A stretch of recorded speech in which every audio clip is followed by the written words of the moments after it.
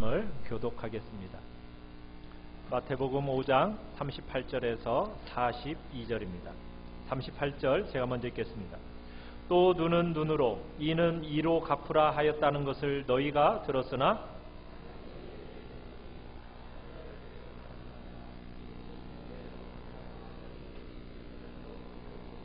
또 너를 고발하여 속옷을 가지고자 하는 자에게 겉옷까지도 가지게 하며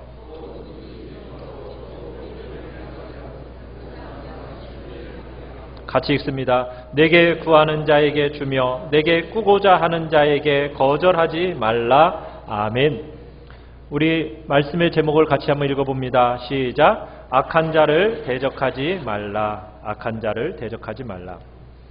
오늘 38절 시작되는 말씀, 눈은 눈으로 이는 이로 라는 이 말씀을 보면 참 교회 안에서뿐만 아니라 세상 가운데서도 많이 쓰여지는 어구 중에 하나입니다. 굉장히 익숙하죠. 눈은 눈으로 이는 이로. 여러분, 이 말씀을 보면 우리의 정서상으로는 어떻습니까? 좀 너무 잔인해 보이는 말씀 같지 않습니까? 어떻게 보면은 약간 시대에 뒤처진 야만적인 느낌이 들기도 하는 말씀 같기도 합니다. 그러나 이 본문을 그 시대 안에서 보면은 우리가 지금까지 율법의 다른 말씀들을 봐왔던 것처럼 사람을 향한 하나님의 특별한 배려가 있는, 그 배려가 여전히 묻어있는 계명이라는 것을 우리가 느끼게 됩니다. 자, 우리 주보에 나와 있는 말씀 요약의 1번을 우리 같이 한번 읽어보겠습니다. 시작. 하나님의 배려가 숨은 계명과 말씀. 여러분, 우리가 모태에서부터 태어나는 순간 우리는 죄를 가지고 태어나요. 근데 이 본성이라는 것은 자기중심적입니다. 이기적이에요. 자기를 보호하고 싶은 충동으로 가득 차 있는 것이 우리의 죄된 본성입니다. 우리가 이 땅을 살아가면서 사람들과 관계 속에서 살아갑니다. 우리의 마음을 행복하게 해주는 사람도 있지만 그에 비하여 우리의 마음을 어렵게 만드는 사람들도 많이 있습니다. 그럴 때 우리의 마음에 어려움을 주고 우리에게 해코지를 하는 사람을 만나게 될 때 여러분, 어떤 마음이 드십니까? 우리의 마음에 우리가 당한 그 해코지에 대해서 최대한 되갚아주고 싶어하는 그 본성이 우리 안에 묻어있다라는 것, 여러분 잘 아시지요? 안 그러신가요? 저만 그런가요? 남들이 조금 나에게 어렵게 하면 정말 그것을 어떤 형태로든지 되갚아주고 싶어하는 그 본성이 우리 안에 있다라는 얘기입니다. 근데 그냥 되갚아주려고 하지 않죠. 내가 하나를 당하면은 어떻게 되갚아주고 싶어 합니까? 2개만 갚아주고 싶어요? 2개가 아니라 최대한 많이, 훨씬 더 많이 보복하고 싶어 하는 것이 우리의 본성입니다. 그런 우리의 본성의 과도함, 또 지나침, 이것을 통제하고 제어하기 위해서 우리에게 주신 계명이 바로 눈은 눈으로 이는 이로라는 계명이에요. 우리는 누군가가 나를 해코지하고 어렵게 할 때 그가 해코지하고 어렵게 한 만큼만 되갚아주려고 하지 않아요. 더 많이 되갚아주고 싶어하는 게 우리의 본성이란 얘기입니다. 여러분 모두가 그런 본성을 가지고 있다는 거 다 느끼고 살고 있지 않으십니까? 그렇죠? 답변을 안 해요. 그렇지 않습니까? 다 그렇잖아요. 진짜 상대가 나에게 작은 해코지 하나 하면은 내가 정말 몇 배로 되갚아주고 싶어하는 것, 그래야 내 속이 시원하잖아요. 그렇지 않습니까? 뭘 하나 잘못하면은 많이 잘못한 것처럼 되갚아줘야 우리의 속이 시원하게 느껴지는 것이 우리의 본성이란 얘기입니다. 그런 본성을 인하여 하나님은 우리에게 뭐라고 말씀하시느냐? 눈은 눈으로, 이는 이로, 이런 율법을 만들으셨다는 거예요. 상대가 여러분의 눈을 하나를 상하게 만들었어요. 그러면 여러분은 상대에게 눈 하나만 상하게 만들어주고 싶습니까? 아니죠. 어떻게 만들어주고 싶어요? 그 되갚아가지고 목숨까지 그냥 빼앗고 싶어하는 것이 우리의 본성이란 얘기입니다. 그런데 오늘 이 말씀은 그렇게 해서는 안 된다는 거예요. 공평과 형평의 원리를 세우고 있는 것이 오늘 말씀입니다. 형벌과 범죄는 동등하도록 취급되어야 된다는 거예요. 이 말씀 자체는 어떤 사람이 우리에게 해코지를 할 때 자꾸 지나치게 되갚으려 하지 말라는 거예요. 이 말씀 자체가 지금 우리에게 그 얘기를 하고 있는 겁니다. 형벌과 잘못에는 반드시 동등함과 공평함이 있어야 될 것을 우리에게 얘기하고 있다는 것입니다. 이게 이 말씀의 첫 번째 목적입니다. 과도함을 경계해라. 지나침을 통제하라. 이게 눈은 눈으로 이는 이로라는 이 말씀이 우리에게 주는 계명의 첫 번째 목적이에요. 이와 함께 또 하나, 이 말씀이 우리에게 느껴지는 것처럼 개인이 이 말씀을 시행해서는 안 된다는 겁니다. 이 말씀이 나오는 성경은 출애굽기와 신명기에 이 계명이 나와요. 그런데 이 관련 본문을 우리가 살펴보면 전체 문맥의 흐름이 누구에게 주는 권면이냐면 재판장과 제사장에게 주는 권면입니다. 눈은 눈으로 이는 이로라는 이 계명은 누가 하라는 거예요? 재판장이 하라는 거예요. 개인이 그렇게 해서는 안 된다는 거예요. 개인적인 복수심으로 이렇게 해서는 안 된다는 겁니다. 재판을 하는 사람이 다른 사람에게 해코지한 사람이 형벌을 줄 때 그 죄의 형량에 맞도록 재판관이 형벌을 줘야 되는 것이 줘야 한다. 이게 이 계명의 목적이라는 겁니다. 2번 우리 같이 한번 읽어봅시다. 말씀 요약이 2번입니다. 시작. 우리의 해석과 적용 그리고 주님의 말씀. 그런데 예수님 당시 이 서기관과 바리새인들이 이 본문을 잘못 해석했어요. 어떻게 잘못을 해석했느냐? 해를 당한 개인이 해를 가한 사람에게 당연히 보복해도 되는 권리가 있는 것처럼 이 본문을 해석하게 됩니다. 그것이 오늘날 우리 시대 속에서도 마치 개인적인 복수를 해도 당연한 것처럼 하나님의 말씀을 가져다가 눈은 눈으로 이는 이로라고 했다 하면서 개인의 복수로 이렇게 나아가는 경향들이 있는 걸 보게 돼요. 그것은 하나님의 말씀의 문맥을 살려내지 못한 얘기입니다. 당시 유대인들은 이 본문을 자기 본의적으로 해석한 거예요. 정말 성경을 왜곡되게 해석한 겁니다. 이 말씀은 보복하라는 얘기가 아닙니다. 과도하게 보복하려는 우리의 이 경향을 자제하고 통제하라는 그 목적으로 이 말씀이 주어진 거예요. 그런데 오히려 이 보복을 해야 되는 것처럼 잘못 해석한 것이 그 당시에 유대인들이었어요. 개인이 마치 그런 권리를 가지고 있는 것처럼 이 본문을 잘못되게 해석한 겁니다. 그래서 주님이 말씀하시는 거예요. 뭐라고요? 39절에 보면 주님이 어떻게 말씀을 하십니까? 나는 너희에게 이르노니 뭐라고요? 악한 자를 대적하지 말라. 성도들인 우리에게 주님은 악한 자를 대적하지 말라 이렇게 말씀하고 계십니다. 여러분의 손으로, 여러분의 힘으로, 여러분의 속에 있는 그 부패하고 타락한 본성대로 하고 싶은 그 본능을 따라서 개인적인 복수를 시행하려고 해서는 된다 안 된다? 안 된다. 누군가가 여러분을 해코지했습니다. 여러분을 공격했습니다. 그때 여러분 속에 있는 본성을 따라서 누군가를 어떤 형태로든지 내가 되갚아주겠다는 그 충동에 사로잡히는 사람들을 사로잡혀서는 안 된다는 거예요. 그런 식으로 악을 악으로 갚아서는 안 된다는 것이 주님의 말씀이에요. 성도들은 복수하는 마음으로 불의나 악을 대하면 안 된다는 거예요.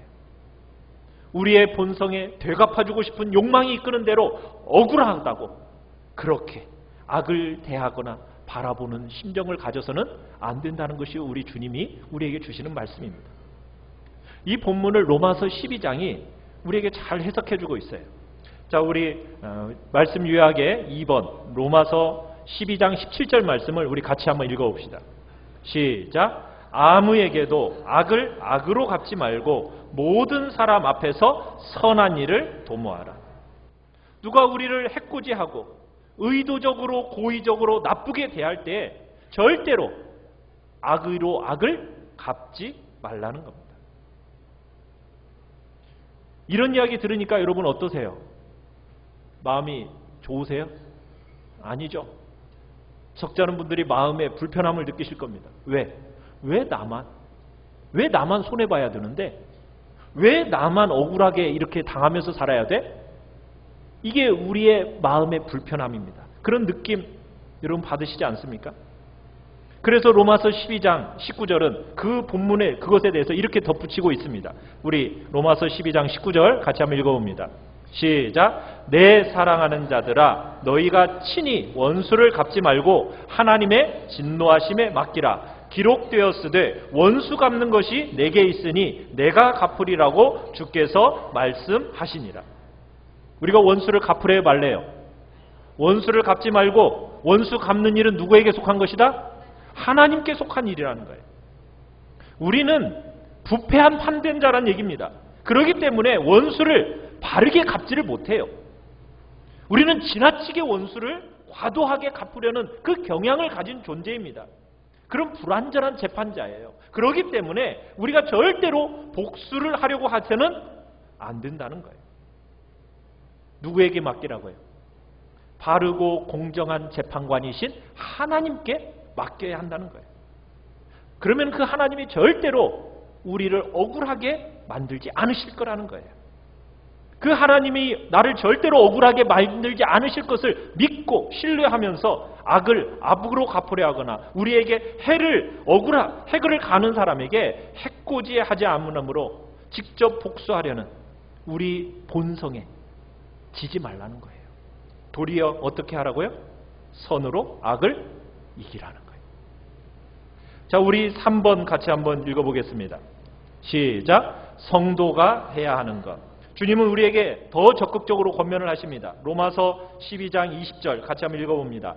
시작. 내 원수가 줄이거든 먹이고 목마르거든 마시게 하라. 그리함으로 내가 숯불을 그 머리에 쌓아 놓으리라. 여러분, 숯불을 머리에 쌓아 놓는다는 게 무슨 의미일까요? 숯불이 머리에 있으니까 머리가 잘 구워질까요? 그런 의미로 지금 말씀하시는 걸까요? 그런 의미가 아닙니다. 옛날에는 불이 귀했습니까? 안 귀했습니까? 엄청 귀했죠. 그래서 불씨를 꺼뜨리면 안 된다는 얘기가 옛날에는 있었잖아요. 그만큼 불은 아주 귀했어요. 지금이야 탁 틀면은 불이 금방 나오니까 아주 흔해 보이지만 옛날에는 그만큼 불씨가 귀했어요. 그런데 불이 꺼졌어요. 집안에 불이 없어요. 그러면 어떻게 해요? 옆집에 가서 그 불씨를 빌려와야죠. 그런데 불을 귀한 것으로 여겼기 때문에 사람들이 어떻게 하냐? 불을 구하러 갈 때 도자기를 가져가는 거예요. 도자기 같은 것을 가지고 가서 거기에 가서 머리에 이고 가지고 오는 겁니다. 받아 가지고 오는 겁니다. 무슨 얘기냐면 선을 베풀 수 있을 때 선을 잘 베풀어 주라는 얘기입니다. 우리 21절도 같이 한번 읽어볼까요? 로마서 12장 21절 시작. 악에게 지지 말고 선으로 악을 이기라. 여러분과 저에게 주님이 기대하시는 것은 악을 되갚아주고 싶어하는 이 본성이 우리 속에 있지만 그런 본성을 따라서 절대로 세상을 살아서는 안 된다. 그렇게 살지 말아라. 악에게 지지 말고 선으로 악을 이겨라. 이게 성경이 우리에게 권면하고 있는 내용입니다. 그런데 이 같은 귀한 본문을 또 이상하게 독해하신 분들이 있어요. 무슨 얘기냐면 역사 무대 속에서 아주 훌륭한 분들이 이 본문을 잘못 해석했어요. 위대한 문학가인 톨스토이는 이 본문에 근거해 가지고 무엇을 얘기했냐면 경찰을 없애야 된다. 군부대 같은 거 없애야 된다. 재판을 없애야 된다. 감옥이라는 제도를 없애야 된다. 막 이렇게 주장을 했어요. 간디 같은 사람도요, 이 본문을 근거로 해서 무저항 운동을 일으켰습니다. 여러분, 이 모두가 본문을 오해한 겁니다. 여러분, 이 본문은 누구에게 주는 걸까요? 나라의 법을 다루고 있는 사람에게 주는 걸까요? 아닙니다. 이 말씀은 하나님 나라의 백성인 성도 개개인에게 주고 있는 거예요. 우리 개개인에게 하나님께서 주시는 말씀이지 나라 전체에게 주는 이야기는 아닙니다. 여기서 한 개인으로서 여러분이 해코지하는 어떤 사람을 만났을 때 보복하거나 악을 악으로 갚으려고 해서는 안 된다는 얘기입니다. 그런데 이 사회 속에서 우리가 구성하며 살아가는 그 시민으로서 너무나 불의한 자가 있어요. 막 무고한 사람을 괴롭힙니다. 해를 입힙니다. 여러분, 그런 상황을 맞이할 때 악을 대적하지 말라고 했으니까 이 본문의 근거에서 그 사람을 허용하라는 얘기일까요? 그건 아닙니다. 그렇게 생각하면 안 돼요. 여러분, 여기서 얘기하는 게 무슨 말인지 구분이 되세요? 개인의 이익의 관계가 될 때에는 악을 악으로 대응하거나 보복하려 해서는 안 된다는 거예요. 그렇지만 불의한 자가 사회 보편적으로 무고한 시민을 아프게 할 때 시민의 한 사람으로서 그 불의한 자를 제압하라는 거예요. 그가 더 이상 악한 일을 못하도록 해야 된다라는 것은 또 주님께서 말씀하시는 바입니다. 그래서 군인의 제도를 없애야 된다, 경찰을 없애야 된다, 감옥 제도를 없애야 된다. 여러분, 그것은 너무 과도하게 잘못하게 본문을 해석한 거죠. 죄를 범한 자를 재판하고 감옥에 보내는 일 마땅히 해야 합니다. 이것을 여러분 개인과 또 이 전체적으로 적용하는 것에서 혼동하면 안 돼요. 우리가 이 땅을 살아가면서 여러분, 우리가 악한 자를 대적하지 않고 어떻게 선으로 악을 이길 수 있겠습니까? 주님이 구체적인 적용을 하고 계세요. 선을 악으로 이기라. 첫 번째입니다. 우리 39절을 다시 한번 읽어볼까요? 39절입니다. 시작. 나는 너희에게 이르노니 악한 자를 대적하지 말라. 누구든지 내 오른편 뺨을 치거든 왼편도 돌려대며. 여러분, 누군가가 여러분에게 해코지를 하는데 여러분의 뺨을 치는 것 같은 신체적인 가해를 가했어요. 또 뺨을 때린다는 것은 어떻게 보면 인격적인 모독이라고 할 수가 있잖아요. 굴욕감이잖아요. 그런 인격적인 모독감과 굴욕감을 안겨주었어요. 그럴 때 지금 오늘 본문은 우리에게 뭐라고 얘기하는 겁니까? 절대로 분통을 터뜨리지 말라는 거예요. 즉각적인 보복의 수단을 찾아서는 안 된다는 이야기가 오늘 본문의 이야기입니다. 오른편 뺨을 맞을 때 왼뺨도 맞아도 된다는 것처럼 반응해라. 여러분, 세상은 자아를 존중합니다. 정말 스스로에 대해서 지대한 관심을 가지고 있는 게 이 세상입니다. 그런데 우리에게 주님은 뭐라고 말하고 계세요? 세상 사람들과는 다르게 행동하라는 거예요. 네 자존심 다 내려놓으라는 거예요. 너무 자기에게 민감하지 말라는 거예요. 정말 자기를 방어하려지 않는 사람처럼 오른뺨을 맞으면 왼뺨도 돌려대라고 지금 말씀하고 계시는 겁니다. 여러분에게 인격적인 모독이 있어서 여러분이 인격적인 모독을 당했어요. 그럴 때 여러분이 선언의 삶이 무시가 되어졌어요. 굴욕적인 취급을 받았어요. 그랬을 때 되갚아 주려 하지 말라는 거예요.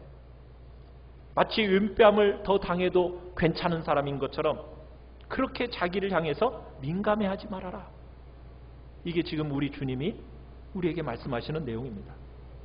또 그렇다고 해가지고 또 술 주정뱅이가 또 때리니까 여기도 있다, 여기도 이런 식으로 말하는 내용이 아니죠. 예. 정서적으로 문제가 있는 사람이 오른뺨을 때렸다고 여기 왼뺨도 있으니까 그렇게 여러분 그렇게 해석하는 얘기가 아닙니다. 여기서 지금 뭘 얘기하고 있는지, 무슨 말을 다루고 있는지 여러분 아시겠죠? 문자적으로 어떤 외적인 형식을 말하고 있는 게 아니에요. 문제의 핵심이 뭐예요? 우리의 마음 속에 있는 이 부패한 본성에 들어있는 자기 보호, 자기 방어, 자기를 높이려고 하는 이 자아를 다루는 주제와 지금 밀접하게 연결되어 있는 겁니다. 누군가 여러분을 공격할 때, 정말 여러분에게 인격적인 모욕감이 느껴질 때 여러분 되갚아 주려고 하지 말라는 거예요. 왼쪽 뺨을 맞아도 되는 사람처럼, 한 번 더 모욕을 당해도 되는 사람처럼, 자아를 향해 죽은 사람처럼 여러분 해코지를 받아내라. 이게 지금 오늘 주님께서 우리에게 말씀하시는 내용입니다. 선을 악으로 이기라. 두 번째, 우리 40절 같이 한번 읽어봅시다. 시작. 또 너를 고발하여 속옷을 가지고자 하는 자에게 겉옷까지도 가지게 하며. 여러분에게 속옷을 달라고 법으로 고발을 했어요. 그랬더니 뭐 하라고요? 겉옷까지 주래요. 여러분, 이 당시 유대 땅에서는 속옷과 겉옷에는 굉장한 차이가 있습니다. 겉옷이라는 것은 아주 특별한 옷이에요. 그 시대를 살아가는 사람들의 대부분은 겉옷은 한 벌뿐이었습니다. 겉옷은 낮과 밤이 그 유대 땅은 일교차가 심하거든요. 굉장히 심하기 때문에 생명을 보존하는 마치 침낭과 같은 역할, 이불과 같은 역할을 한 것이 겉옷이었습니다. 그래서 출애굽기를 읽어보면은 그런 얘기가 나와요. 겉옷을 저당 잡았을 경우에 그 겉옷을 어떻게 하라고요? 해지기 전에 돌려줘라. 이런 말씀이 있어요. 왜요? 그 겉옷은 해가 졌을 때 극심한 일교차로부터 몸을 보호해주고 생명을 보존해주는 이불과 침낭 역할을 했기 때문입니다.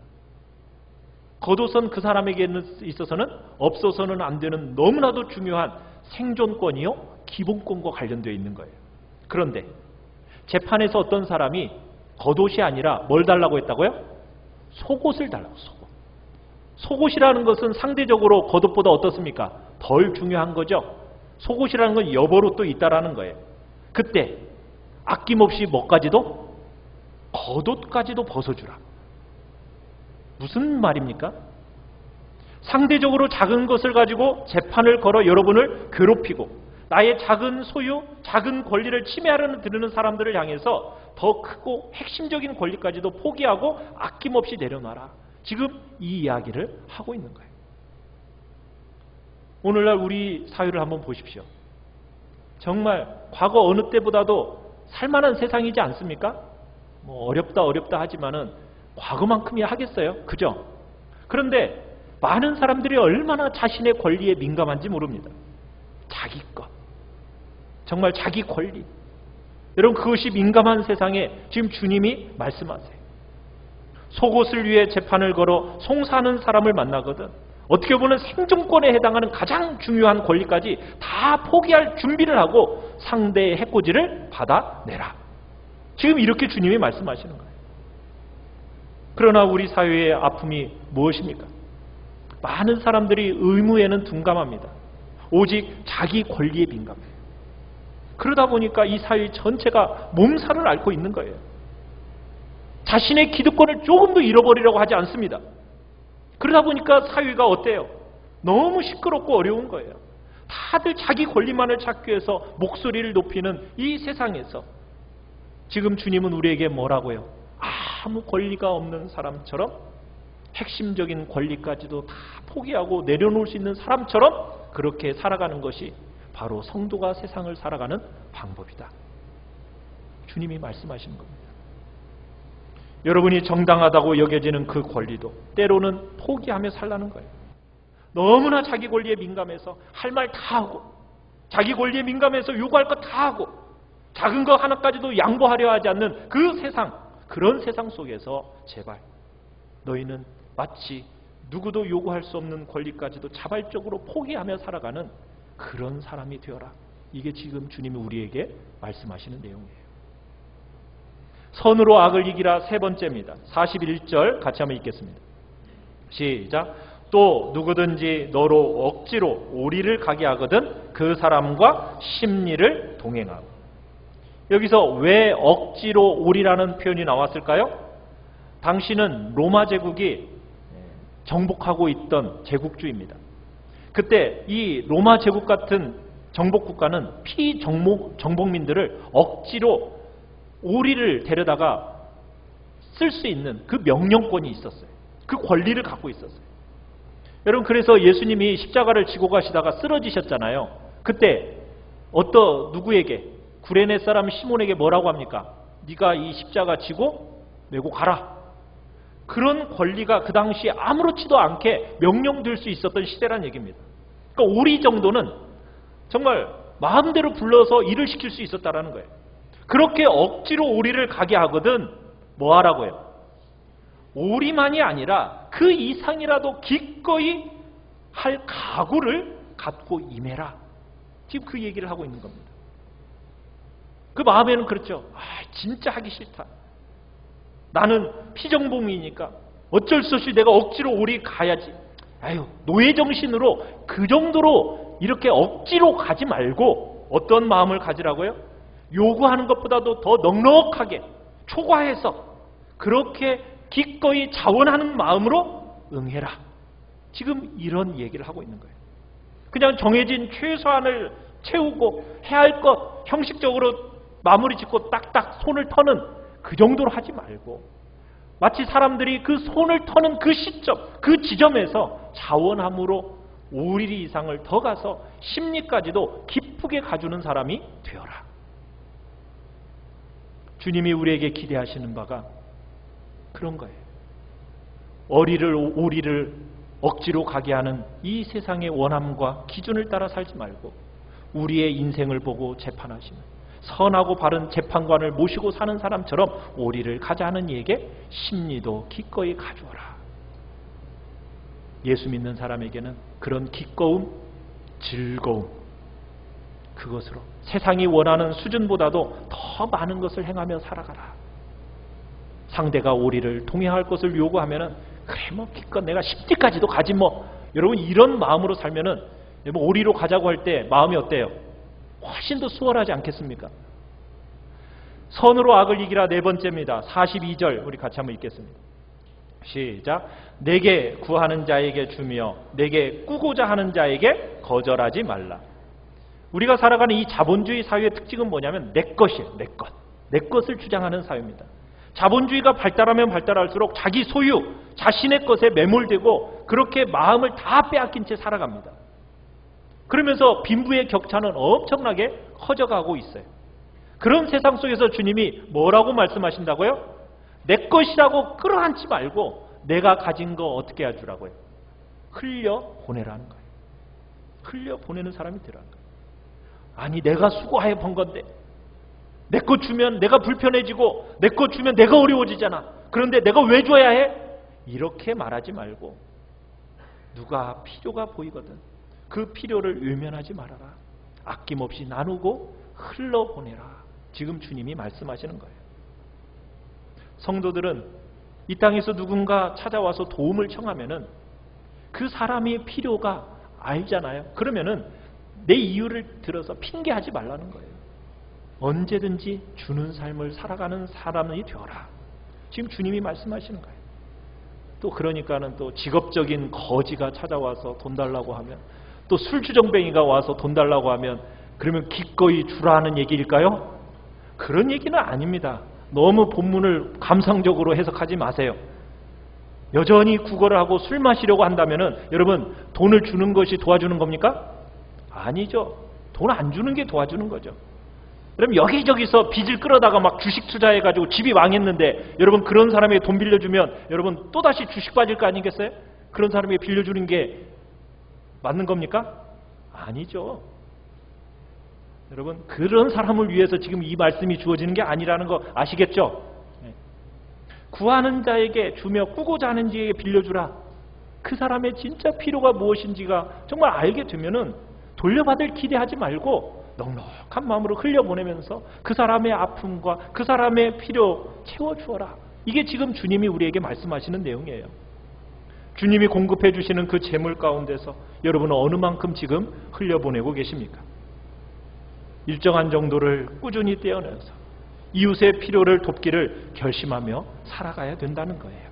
그저 내 안전, 내 미래, 내 평안, 여러분 내 것 여기에만 관심 쏟으며 살아가는 것이 아니라 내가 있는 자리에서 내가 할 수 있는 만큼 그 분량만큼 힘을 다해서 흘려보내주는 것, 이것이 바로 우리 그리스도인들의 삶이라고 주님은 말씀하시는 겁니다. 우리 네 번째 같이 한번 읽어보겠습니다. 4번입니다. 시작. 산상설교의 꽃 자아 다루기. 오늘 이 본문과 다음에 다룰 43절부터의 본문은 어떻게 보면 산상설교의 꽃이라고 할 수가 있습니다. 우리 그리스도인들만 아는 내용이 아니죠. 세상 사람들도 다 알고 이야기하는 내용이에요. 그만큼 이 본문은 기독교를 기독교되게 만드는 말씀입니다. 어떻게 보면 신앙인과 불신자를 구별짓는 선명한 지점이 바로 여기라고 말할 수 있는 거예요. 본문은 그만큼 중요한 내용이에요. 성도로서 이 땅을 살아갈 때 남들이 하는 대로 하지 않는 거예요. 정말 나를 해코지한 사람들에게 악으로 갚는 게 아닙니다.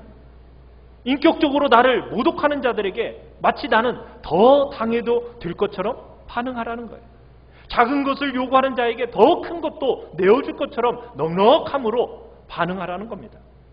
내 권리, 내 소유, 이거 주장하지 말고 자원함으로 흘려보내는 그런 수고를 감당하라는 것이 우리 주님의 말씀이에요. 여러분, 그런데 이 권면의 핵심이 뭔지 아십니까?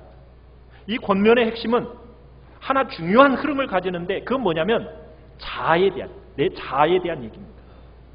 여러분, 사람과의 관계에서 자기를 어떻게 다뤄야 하는가, 이것을 오늘 이 모든 권면의 핵심이 그 속에 있다는 거예요. 여러분의 자아를 어떻게 다뤄야 될까요?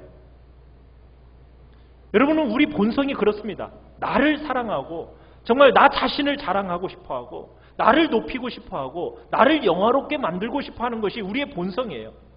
심지어는 자기를 하나님의 자리까지 높이고 싶어하는 것이 우리의 모습입니다. 우리 자아의 모습이에요. 그 때문에 어찌하든 우리는 온갖 방법으로 나의 자아를 보호하고 싶어하고 나의 자아를 지키려고 하는 거예요. 그런데 그런 우리를 향해서 주님이 뭐라고 말씀하시는 거예요? 네 자아를 어떻게 해라? 깨뜨리라는 거예요. 깨뜨리라는 거예요. 누군가 네 뺨을 치고 누군가 너를 인격을 모독했을 때 마치 내 자아가 다 깨져서 손상받을 자아가 없는 사람처럼 자기가 죽어야 한다. 지금 이 이야기를 하고 있는 겁니다. 성도는 이것은 최소한의 나의 권리야, 핵심적인 권리야, 이걸 말하면서 자기를 방어하지 않는다는 거예요. 필요하면 언제든지 양보하고 필요하면 언제든지 물러설 준비를 하면서 이 땅을 살아가는 사람이 바로 우리 너희들이다. 공경이나 해를 입었을 때 그런 자리에서 보복하고 상대방에게 안갚음하지 말고 자기가 마치 밟혀 죽어야 마땅한 사람인 것처럼 스스로에 대한 관심을 끊어라. 자신에 대한 민감성을 끊어내라. 제거해라. 자기 이익과 어떻게 보면 자아의 무관심에서 자기가 정말 죽어서 상처받을 수 없는 상태로 그렇게 들어가라. 이게 바로 성도된 부르심의 핵심이라는 겁니다. 우리가 남들보다 그저 조금 더 나은 사람으로 머무는 존재로 우리를 부르지 않으셨습니다.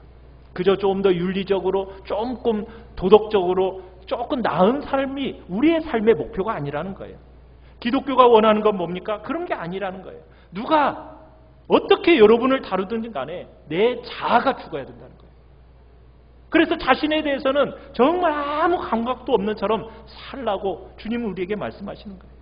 네가 인격 모독을 당하든 네 재물에 대한 것이든 네 권리에 대한 것이든 그 무엇이든 간에 내 자아를 향해 죽고 민감하기를 멈춰라. 정말 자기에 대해서는 완전히 무너져라. 그래서 하나님과 이웃이 네 자아 중심의 자리에 들어서도록 하는 삶을 살아야 된다라고 얘기하고 있는 겁니다. 우리의 중심축이 내 자아가 되지 않고 하나님이, 나의 이웃이 그렇게 중심축으로 이동한 사람이 성도다. 사람들로부터 오는 모든 비난과 조롱과 모욕, 사람들로부터 오는 찬사와 인정, 이런 것에 대해서 죽어라. 그런 것으로 스스로를 평가하지 않는 거다. 심지어 자기가 자기를 보는 관점에 대해서도 죽는 거다. 오직 하나님이 나를 어떻게 보시는가, 여기에만 소망을 두고 관심을 두고 살아가라. 이게 성도다라고 말씀하고 계시는 거예요.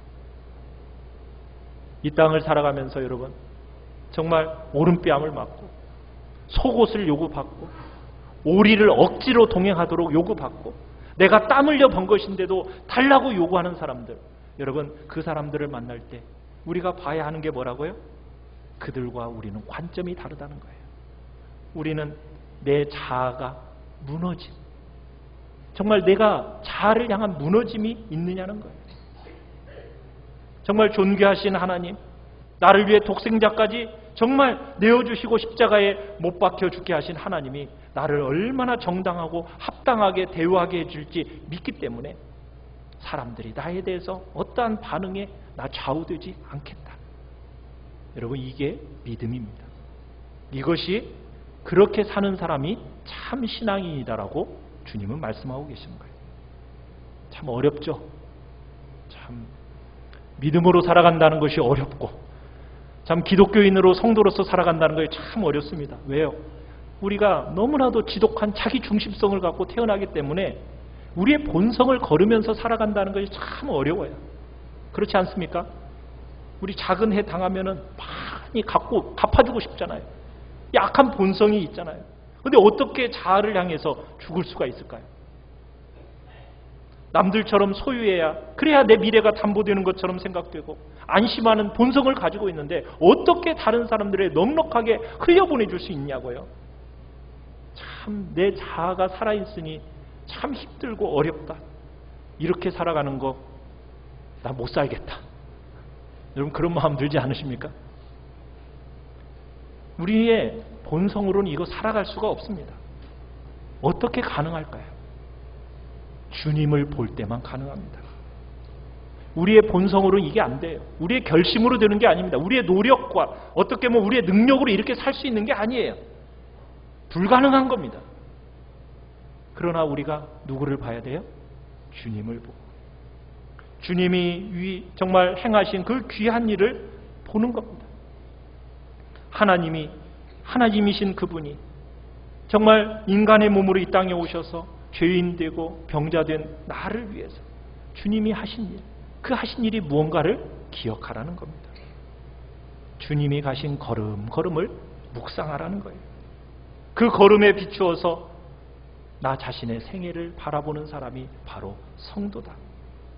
그렇지 않으면 아무도 이렇게 살 수 없습니다. 우리는 본성이 이끄는 대로 살아갈 수밖에 없어요. 그런데 우리는 그렇게 살지 말라는 거예요. 예수님께 이끌려서 믿음으로 살아가는 사람이 될 것을 주님은 우리에게 권면하고 계시는 겁니다. 사랑하는 성도 여러분, 이 사회는요 어떻게 보면 이런 성도가 드러나기를 기대하고 있습니다. 그러나 이 시대 속에서는 성도들조차 이렇게 살아가는 것은 어렵다라고 포기하고 살아가고 있어요. 그런데 주님은 그렇게 말씀하지 않습니다. 절대로 불가능하다고, 사람이 어떻게 그렇게 살 수 있느냐라고 여러분 그렇게 말하지 말고 포기하지 말고 주님이 가신 것처럼 그 길을 우리도 가야 되겠다고 결단하며 가기를 주님은 이 시간 우리에게 말씀하고 계시는 겁니다. 성령의 도우심을 힘입어 여러분 말씀대로 힘을 다해 살아가십시다. 그때 그 여러분이 가는 곳마다 하늘의 위로가 있게 될 것입니다. 하나님의 넘쳐나는 그 복된 은혜가 우리에게 나타나게 되실 겁니다. 우리 시간 같이 찬양하며 나갑시다.